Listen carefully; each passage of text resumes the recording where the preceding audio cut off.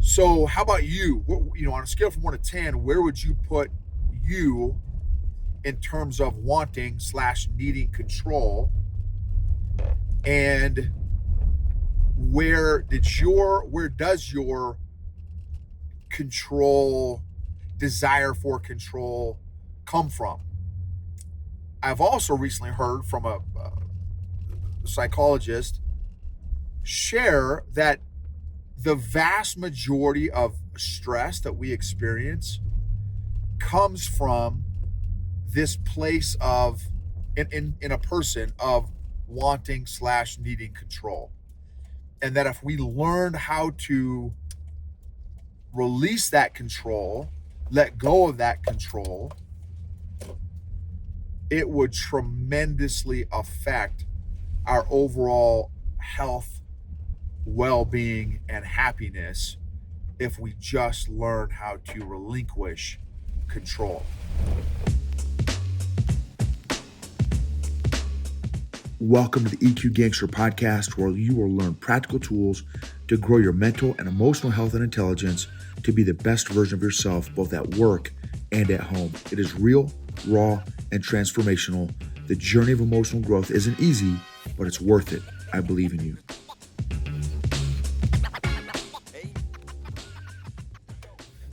EQ Gangsters, what's up? Snowy, chilly day in Colorado. Just had an awesome iron sharpening session with a fellow homie and entrepreneur, Jason Anderson, who I just released and published an episode that I just did with him. Now, the funny thing is, the episode that I did with him was actually a while ago, but I just got it edited and published recently. And man, I tell you all, this episode, okay, before I get going here, this episode is going to be about control. I've done a couple episodes about control. Each time I get a new level of understanding about an area, I like to release, a new episode based on my new understanding and how I've grown or what I've learned about this other area. So, a side note, strongly encourage you to be intentional at collecting great relationships. Who challenges you? Who sharpens you? Be intentional at developing those relationships. Because I think if you did a relationship audit, you would find that many of us do not have people who challenge us and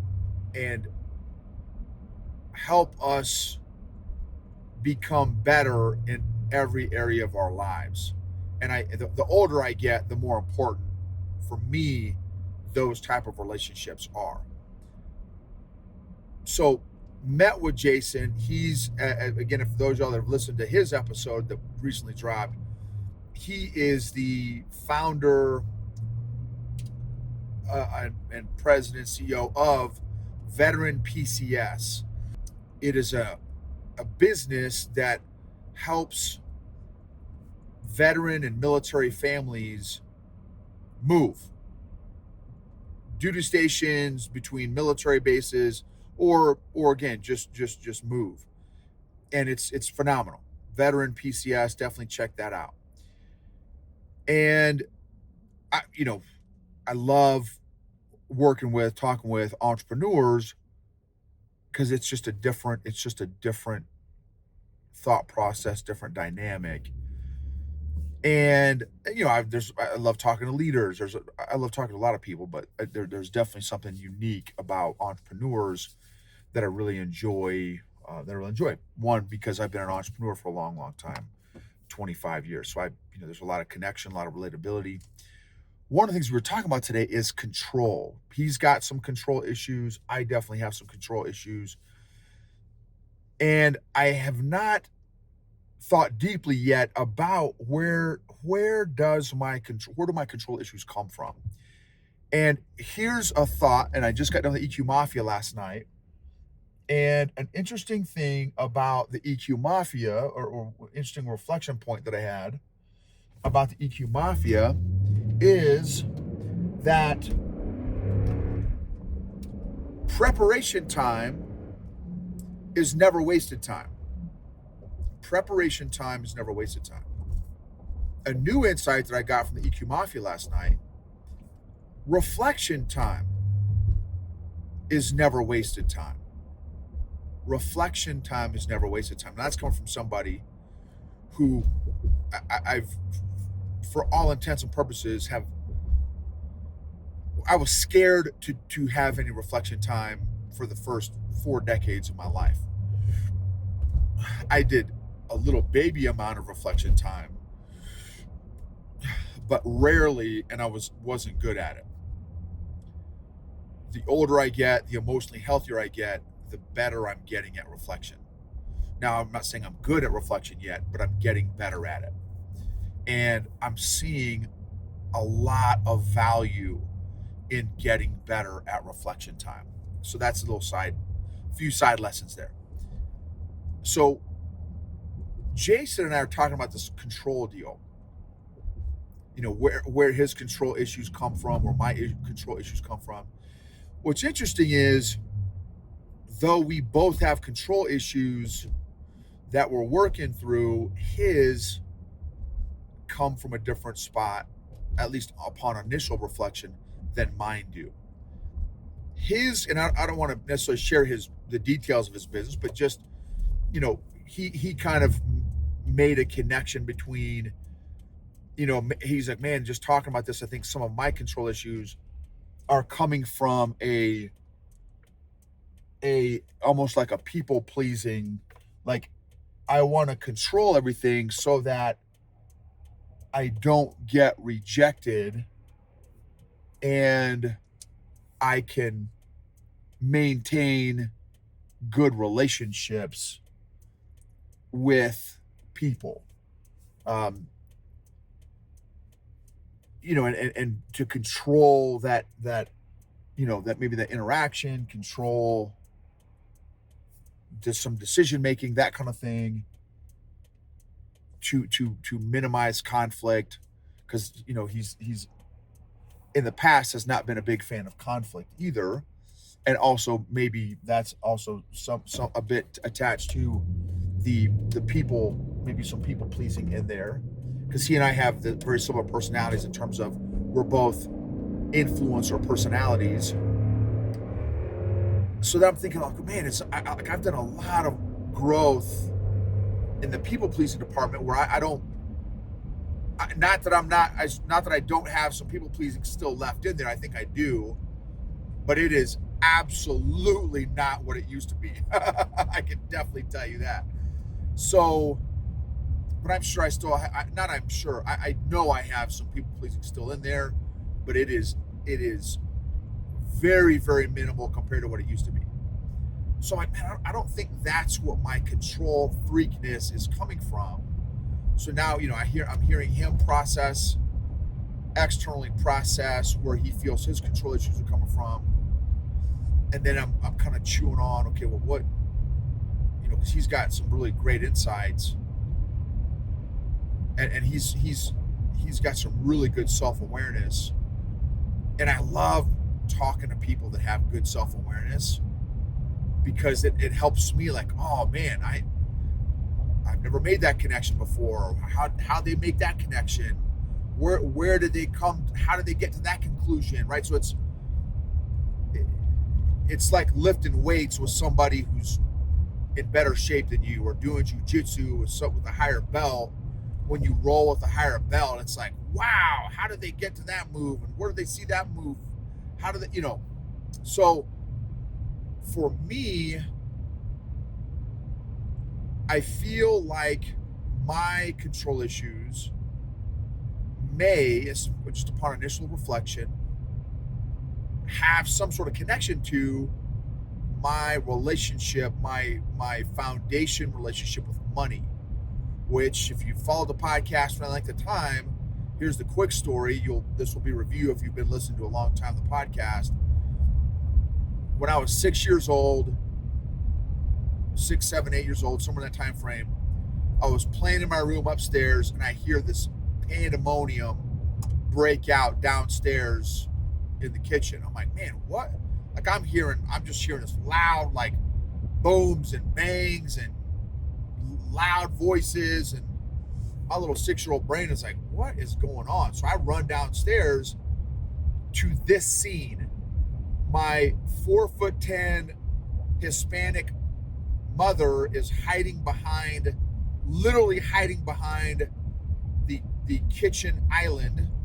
My 6'3.5", 6'4", 285-pound, laid back, steady personality of a father is in the middle of the kitchen, absolutely losing his mind, yelling and screaming, throwing pots and pans, breaking stuff, absolutely going nuts in the middle of the kitchen. And of course, I'm immediately freaking out because my mom is crying and screaming. My dad is screaming. And my dad, my dad, he passed away 13 years ago. My dad was the calmest, most chill dude I had ever met in my life. So I'm like, there's a lot of stuff, right? It was immediate sensory overload because all the stuff that I just walked into. Like my dad, I've never even heard my dad raise his voice, yet alone yelling and screaming and throwing pots and pans in the kitchen. Like it was really that King Kong on the Empire State Building, right, swatting planes. Like that's the visual that I think of when I think of my dad in the middle, just throwing pots and pans around. This big giant figure, imposing figure who was an angel.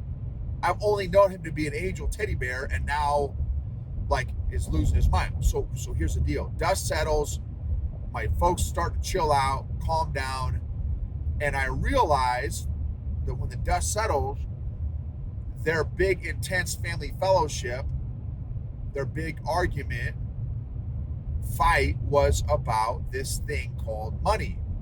Well, my little 6-year-old brain, I have no idea what money is. I don't know. I have no concept of what it is. But I just know that if this thing called money turned my saint teddy bear of a dad into Satan, it's and to where my mom is terrified, I want nothing to do with it. And I literally, my 6-year-old brain, I made a vow that I wasn't even aware of. It was a completely unconscious, subconscious vow, commitment that money is evil. Money is bad. Money is the enemy. And so, okay, well, how on earth, what's the connection between money and you being a control freak, Noble? Well, here's the deal. One of the reasons now is, again, externally processing, doing some reflection, that I have been such a control freak in my business, in my EQ Gangster coaching business, is because I feel like I still have some healing to do in my relationship with money, because I may have this, maybe still some deep-seated fear. Oh, okay. One other thing? Let me another context here. When shortly out, so we were, kind of newly married in the first 5 years of our marriage. I just left the military. We were trying to build our business, which was the business cult that we were in for 20-some years, 23 years, which is a whole other story. Listen to episode 99 if you want to hear more about that. And there's going to be some more episodes that are going to drop about that to share more lessons learned from that whole experience. But there was a time when I got out of the military and our business was still kind of new, where we were sucking financially. Like I call it the ramen noodle phase. So I was not providing for my family. I hadn't gotten a job yet after the military. My business wasn't making enough money to support us. I'm not paying my monthly expenses. I'm not making enough because I just left the military, hadn't gotten a job yet, and my business is not making enough money. Debt collectors are calling us, creditors are calling us, credit card companies are calling us. My wife is freaking out. Why on earth aren't we making money? Why are you not providing for the family? We're not paying the bills. What bills do you want me to pay? Because we can't pay them all.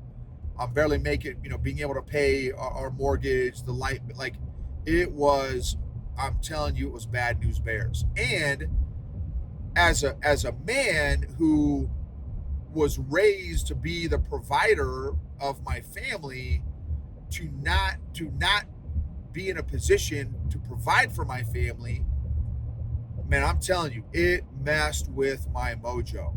Like deep emotional, almost soul level of injuries from that ramen noodle phase. So again, how's that all tied to the control issues? I think that I have desired to have so much control over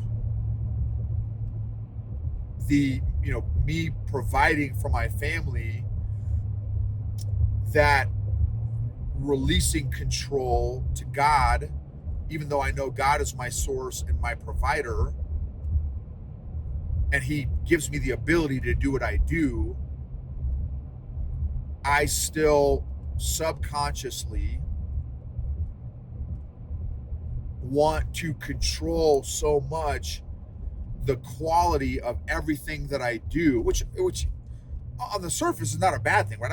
I want to provide high quality, consistent coaching to every single one of my corporate clients and leaders that I work with. There's nothing wrong with that desire. I think that it goes a lot deeper than that after my conversation with Jason this morning at breakfast, because of some of these deeper seated things. Because I don't want to go, because of this unhealthy relationship that I probably still have with money a little bit, that I still got to work through.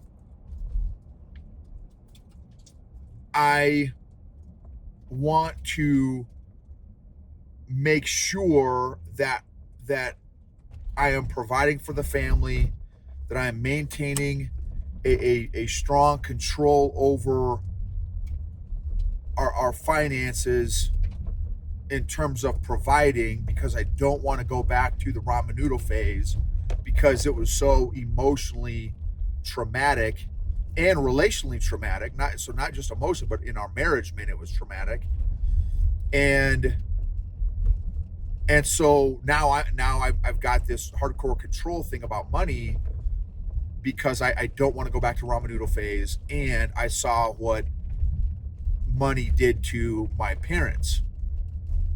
And I think that's where my control freakness is coming from, which was, again, came from a great iron sharpening conversation with a fellow entrepreneur and homie, Jason, and which I'm incredibly thankful for, because that unlocked and exposed a whole nother area of my growth that has to happen.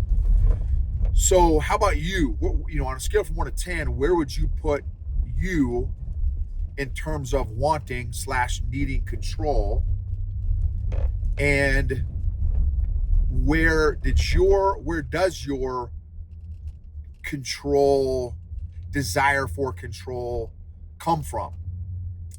I've also recently heard from a psychologist share that the vast majority of stress that we experience comes from this place of, in a person, of wanting / needing control. And that if we learned how to release that control, let go of that control, it would tremendously affect our overall health, well-being, and happiness if we just learn how to relinquish control, which is a whole nother conversation, right? That's a whole nother, sorry for my folks that are watching on YouTube, I'm going over our dirt road, which is super bumpy right now. So what, right? Figuring out where it comes from, right? Where does your desire slash need for control come from? The next phase, which is part of the healing process, right? That's part of the growing process. The other piece is now that you hopefully do some reflection, schedule some reflection if necessary, can figure out where it comes from. Now, which is again part of the healing process, what are some steps you can do to slowly begin surrendering and relinquishing that control? And not that you have to do it all at once, not that you have to rip the Band-Aid off. Maybe you do. Just how can you be intentional at gradually and slowly relinquishing control? And maybe you just start in one area of your life. And then maybe you start, okay, man, I'm kind of digging this. It's starting to release you, give you some emotional freedom from feeling, I got to control, to maybe you go into another area of your life, and then in a third area of your life, and then a fourth area. And it's very much like jujitsu. The journey of jujitsu, when you're a white belt, you're in the white belt spaz mode, you feel like because you're in fight, flight, or freeze mode, fight mode, you're feeling the need to control every move, every position, every moment of that roll. Whereas now, at 7.5 years doing this, rolling, man, that's great. That's a great way for me to practice not being in control, is when I let my opponent, my training partner, have complete control. Let them be completely in the offensive, and I just be like water, and I just remain in the defensive, and just practice really feeling, I don't know that out of control is the right way to say it. I've got to chew on that a little bit. That's a really interesting nuance there, because it's not like when I'm in the defensive, when I'm in the defensive mode in jiu-jitsu, it's not like I'm out of control, but like I'm not controlling the direction necessarily of the roll, because I'm not in the offense. Right? Typically the offense dictates the direction, the flow of the roll. But when I'm in the defense, so anyway, I've just got to play with that a little bit. I got to play with that a little bit. But I've got my next roll I want to do. I want to feel the roll from the grid of control, and see if you can do that for your day. Maybe you don't do jiu-jitsu, but can you go throughout your day and just like, okay, why am I doing this? Is there an element of control in this? How can I surrender a little bit of control gradually over time? Thank you for letting me be part of this journey with you. Thanks for being a part of my journey. So grateful. If this resonated with you, please, feel free to share it maybe with a friend, a colleague, and would love to hear from you. Maybe do a review, rate, subscribe, and just thank you for this experience to grow alongside you.